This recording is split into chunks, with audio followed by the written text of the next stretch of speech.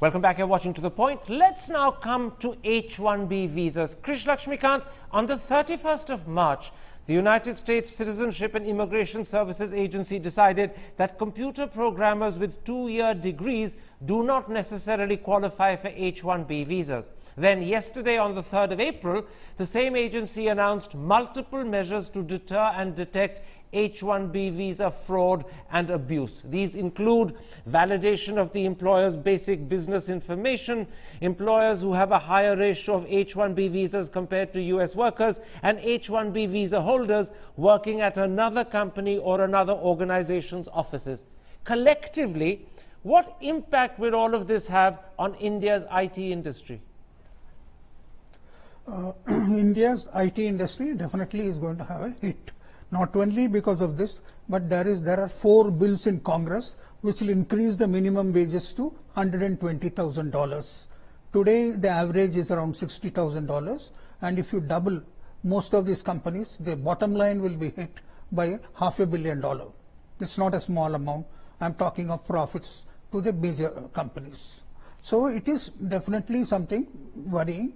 The second thing is, what companies will do is they will send people who are, data scientists, they may send e-commerce people, they may send digital people. Only 20 seconds because we're running out of time.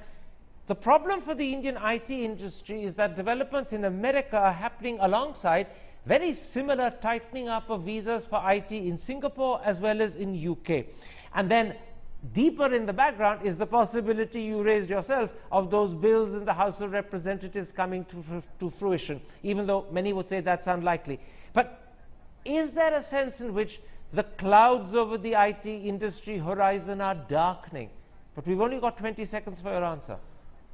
No, I would say that there are methods available like telecommuting, etc., by which you can talk, say telepresence is available, which definitely helps. So a lot of conferences, meetings with customers will take place over the net. So people going on the spot will become less. That is definitely going to happen. In other words, the IT industry will have to change the way it does jobs in America for American customers. It will have to perhaps hire more there and pay more, but also it can do a lot more by outsourcing as well as through networking, through teleconferences. Changing the way you respond to the requirement made of you by your customers is the answer to the problem. A quick yes or no, Mr. Lakshmikant? Yes, what you say is correct. All right. I know a couple of my clients, they are now hiring, each one is hiring about 500. Too destructive. Okay. Krish Lakshmikant, I want to come back to you for a moment before I go to my other panelists. Leave aside the possibility that those 4 bills in the House of Representatives could be passed, because we don't know whether they will be, and similar bills in the past have actually not been passed. Concentrate for me instead on the measures announced by the US Citizenship and Immigration Services Agency, first on the 31st of March and then again on the 3rd of April. NASSCOM has officially said that these are simply putting into practice or following what's already been observed, and therefore they believe, NASSCOM believes, there will be no hit. Do you agree with NASSCOM with specific regard to these measures, or do you still feel even these measures will be adverse in their impact, there will be a hit on the IT industry, and that NASSCOM's sanguine response is complacency or at least mistaken? You see, the industry IT industry is changing. It is no longer labor arbitrage, which is what we had till 2 years back. The transformation is taking place, and we need different kind of people to go to the US, not the programmers.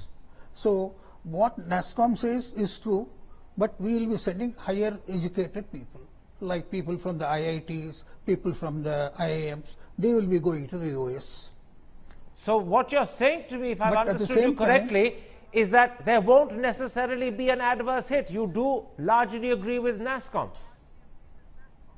No, adverse in the sense, my feeling, I mean, this is a guess, my feeling only, that these companies will not apply for the same number of H-1B this year.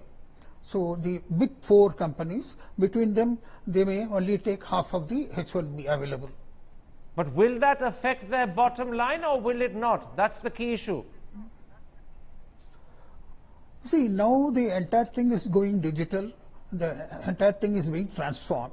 So we can do more with people in the India offshoring rather than in the US. What we need in the US are specialists. Yes. No, people who Forgive go me, and Mr. talk to Lakshmikant, marketing. all of that, all the answers you're giving actually support NASSCOM's view, and I assume therefore the conclusion is that NASSCOM is not complacent. NASSCOM is right that the measures announced by the US Citizenship and Immigration Services Agency do not amount to an adverse hit, because all your answers are supporting that viewpoint, even if you're reluctant to say so in so many words. Alisa Hayes, let me bring you in and then I'll bring in Meera Shankar. How aware is the Trump administration that if its measures do end up adversely affecting India's IT industry, then those companies will automatically raise the price of their services, and that in turn will increase costs for American companies that deal with them, and that in turn will affect American consumers because those American companies will pass on the cost to American people? How aware is the Trump administration of that chain which can work against American interests? Well,